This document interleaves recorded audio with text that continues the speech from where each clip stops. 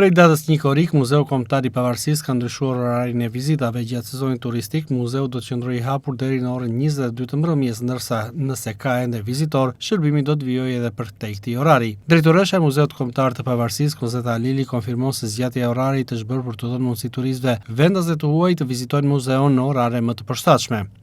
Për shkak të temperaturave, ne duke filluar që nga data 1 korrik, pra dje, kemi bërë një ndryshim të orarit dhe këtë e kemi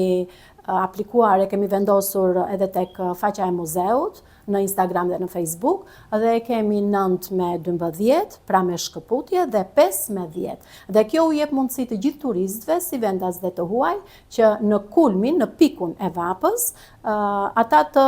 akomodohen pranë qëndrave të tyre për të mos dalë në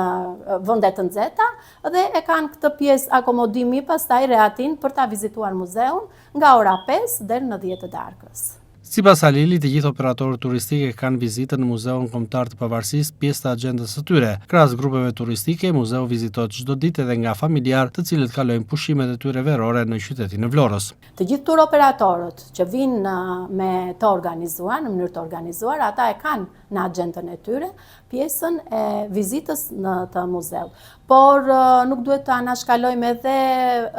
familjarët të cilët vinë, duke ardhur që janë për të kaluar një pjesë të kohës së tyre, pra të lejes së zakonshme duke u pushuar me fëmijët e tyre, ata e kanë edhe në agjendën e tyre, në mendjen e tyre, që do të vizitojnë edhe pikat turistike të qytetit të Vlorës, duke përfshirë këtu edhe Muzeun Kombëtar Pavarësia Vlorë.